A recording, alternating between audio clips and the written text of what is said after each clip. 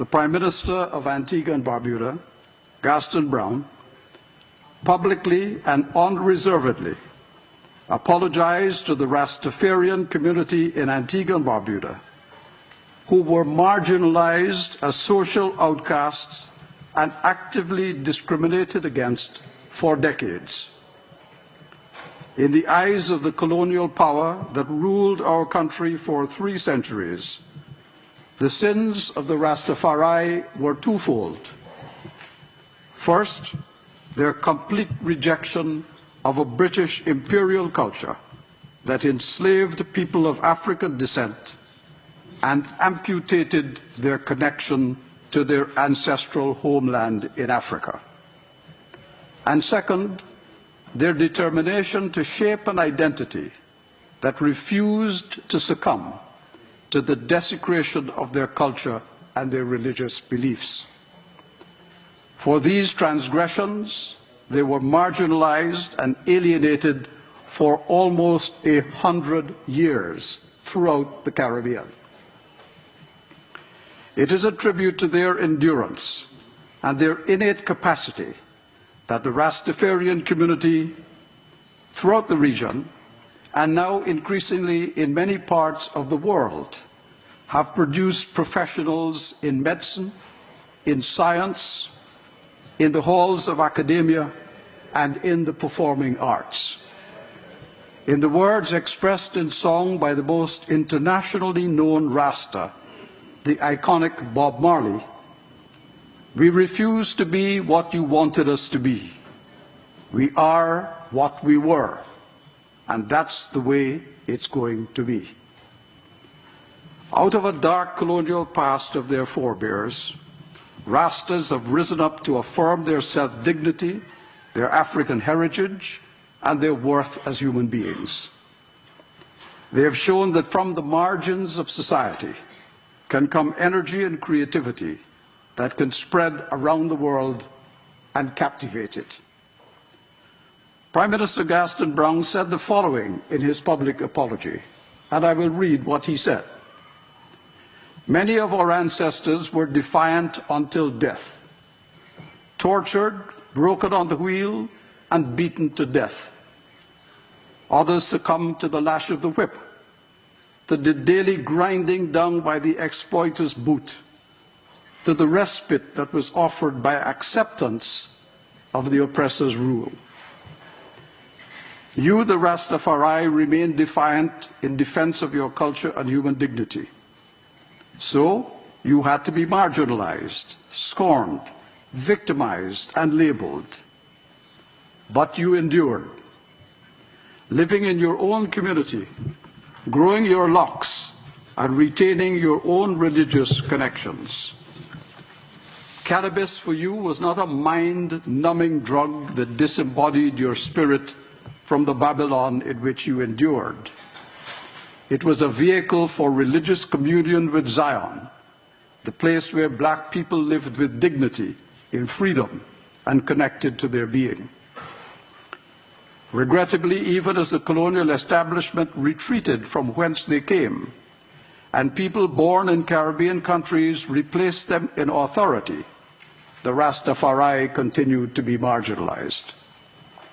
There were times in Antigua and Barbuda when our own misunderstanding of Rastafari and its religious rituals, such as the use of cannabis, caused our establishment to turn away Rastas at the airport and to demand that their children cut away their locks as a condition of entering school.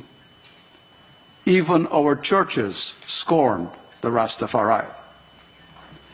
That discrimination went on for decades, preventing the Rastafarian community from escaping the confines of poverty and denying them the right to explain who they are, what they believe, and what part they wish to play in the homelands that are now our collective heritage. It is long past time for discrimination, marginalization, and rejection of the Rastafarian community to end. In the full knowledge of all that I have described here, my government pledges recognition of the Rastafarian community and equality as an integral part of our community. And just as we accord the right of others to practice their religion, including their religious rights within their churches, so too do we accept the rights of the Rastafari to practice their liberty, their cultural and religious practices, including their sacramental use of cannabis. For all the harm that has been done to the Rastafari over the decades in Antigua and Barbuda, I apologize most sincerely on behalf of my government and the government that went before us. That was the Prime Minister's public apology. Mr. President, the Prime Minister and government of Antigua and Barbuda have already taken steps to recognize the dignity and worth of the Rastafarian community as an integral part of our society. Members of the Rastafari have long served as teachers in our schools and as key members of our farming community. Now they serve as senators in our parliament and in our diplomatic service, including with the rank of ambassador. Mr. President, the actions of the Prime Minister of Antigua and Barbuda gives meaning and substance to the Inter-American Democratic Charter, which in its proper application underscores the important values for which we stand as a community of nations in the Americas. The measures that have been taken are consistent with Article 9 of the Charter, which commits us all to the elimination of all forms of discrimination, especially gender, ethnic and racial discrimination, as well as diverse forms of intolerance, the promotion and protection of human rights of indigenous peoples and migrants, and respect for ethnic, cultural, and religious diversity in the Americas, contributing to strengthening democracy and to citizen participation. Mr. President, members of this Council, Antigua and Barbuda is proud of this historic action. I am pleased to have with me today a Rastafarian member of our diplomatic corps, Ambassador Franklin Francis, Ras Frankai Tafarai, to identify him properly. He's also a leading representative of the Rastafari throughout the Caribbean, having received the highest honors of the community. And with your permission, Mr. President, I would like to ask Ambassador Frankai Tafarai to address this Council, and by doing so, to create history.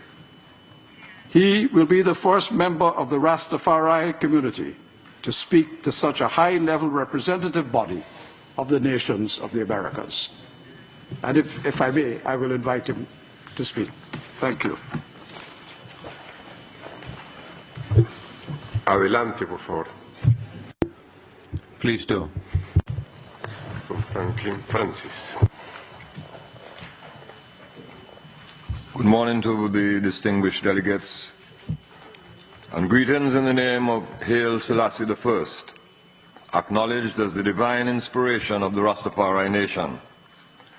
I convey the thanks and appreciation of the Rastafari nation for the historic opportunity to address this august hemispheric body, the Organization of American States, on such an important issue as human rights and justice, which we believe should be of concern to the nations and peoples of the world. The Rastafari nation commends and thanks the government of Antigua and Barbuda and the Honorable Prime Minister Gaston Brown for his unique, sincere and heartfelt apology to Rastafari for repair and redress for the atrocities inflicted on Rastafari for their acknowledged utilization of cannabis and their strong stance in defense of the oppressed and downtrodden minorities in our hemisphere and indeed in the world.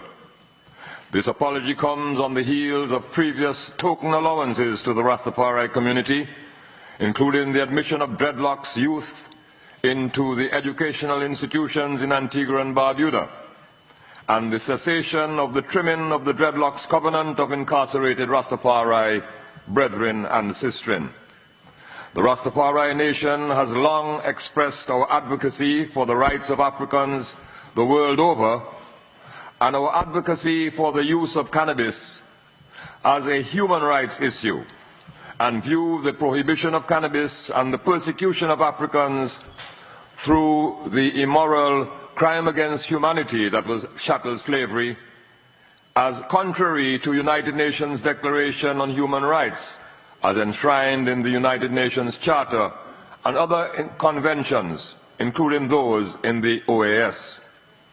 The apology and declared intention for repair and redress is thus seen in the context of the call for reparatory justice for slavery and colonial oppression, expressed by the establishment of the CARICOM Reparations Commission and voiced by other Africans in the diaspora and on the continent.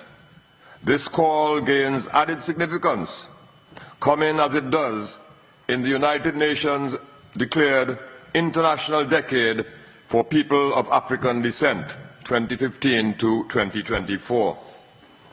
We express the hope that the call for reparations will see a recognition of Rastafari sacramental use of the herb cannabis and involvement and inclusion in the material benefits to be derived from proper utilization of cannabis.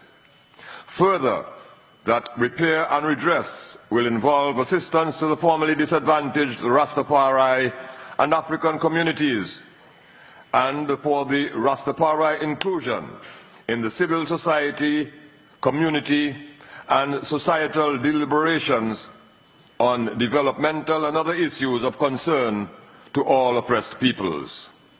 Noting that Rastafari and African peoples are situated throughout the nations of the Americas, it is our hope and fervent prayer that the call for reparatory justice will be heeded not only by other Caribbean leaders, but by other hemispheric leaders and the entire international community. To the distinguished delegates of the 34 nations of the Americas represented here, I give my heartfelt thanks for the honor of addressing you. Thank you, sir.